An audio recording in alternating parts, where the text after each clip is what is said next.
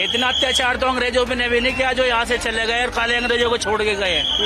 जो बच्चों पे और बहनों पे लाठियां भांज रही है ना पुलिस, वो पुलिस तो नहीं है, वो भाजपा के द्वारा भेजे हुए गुंडे है वर्दी में। कर दिया आपने? कर दिया मैंने, कब किया? लगभग और ये 10-15 दिन हो गए। 10-15 दिन।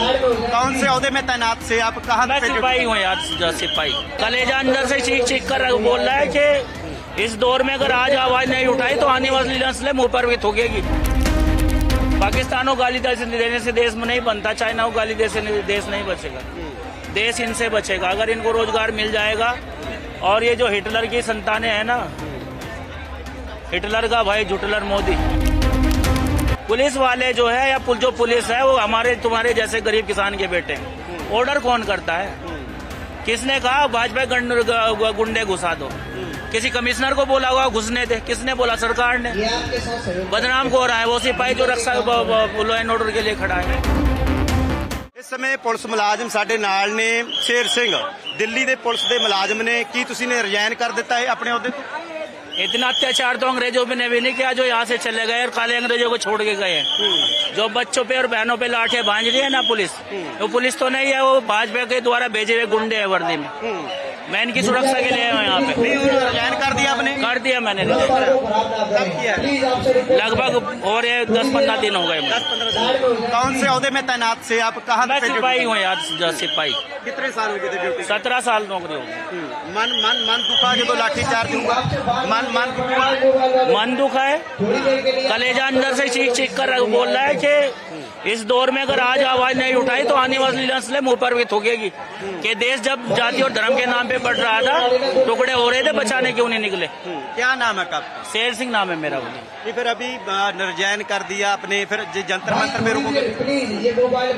मैं उन गुंडों से मिलने आया हूँ जो खाकी पुलिस की वर्दी में इन भाइयों के ऊपर पत्थराव किया है और जो अत्याचार किया है। कहाँ के रहने वाले हो आप? कहाँ के? मैं उत्तराखंड का रहने वाला हूँ, हरिद्वार जिला है मेरा। परिवार कैसे चलाओगे? अभी नौकरी छोड़ दिया आपने इन नौजवानों के लिए, इनके भविष्य के लिए।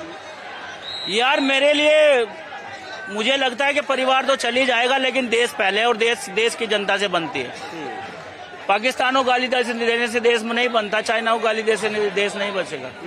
देश इनसे बचेगा अगर इनको रोजगार मिल जाएगा।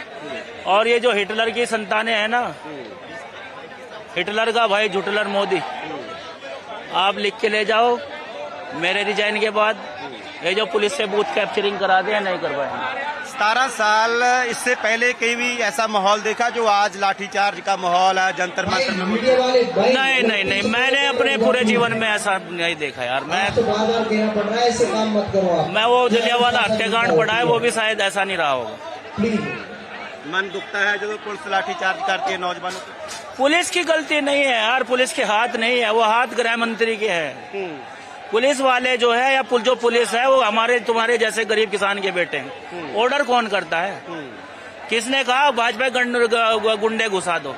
किसी कमिश्नर को बोला हुआ घुसने दे? किसने बोला? सरकार ने। बदनाम को हो रहा है वो सिपाही जो रक्षा लॉ एंड ऑर्डर के लिए खड़ा है। कितने बच्चे हैं आपके घर? मेरे 2 बच्चे हैं। पढ़ते हैं? कौन सी क्लास में? मेरा एक बच्चा 5th में, एक 3rd में। जो 5th क्लास में है उसने कहा पापा अगर कल के दिन मैं डॉक्टर बनूंगा, नीट की परीक्षा दूंगा, आप मुझसे आंखें नहीं मिला पाएंगे। मैंने कहा क्यों बेटा? कि उस दिन मैं भी ऐसे ही पिटूंगा, मेरी बहन ऐसे पिटेगी, फिर क्या करोगे? मैंने कहा बात तो तेरी पते की है, लेकिन आज ऐसा करूंगा कि ठीक है किसान के बेटे हैं, हल चला करके घर चला लेंगे। तो मेरे बेटे ने वादा किया है कि पापा मुझे किसी कोचिंग की जरूरत नहीं पड़ेगी, मुझे नीट निकालना होगा, ऐसे ही निकालना। मन दुखी हुआ जब फैसला लिया आपने नौकरी छोड़ने का, 17 साल की नौकरी? अरे मेरा कलेजा फट गया यार। इन 545 सांसदों में से एक ही मुझे ऐसा लगा जो भगत सिंह की राह पे है, और मुझे उसका नाम भी नहीं पता है। वो नगीना सांसद का नाम क्या है? चंद्रशेखर रावण। केवल वो था इनके सामने जो इनके टीयर गैस के सामने खड़ा था, वरना ये सब नोटंकी करके जा रहे हैं। यहाँ पे नेता आ रहे हैं, अभिजीत भाई के सामने, वांगचुक साहब भाई के सर के सामने फोटो खिंचा रहे हैं, निकल जा रहे हैं।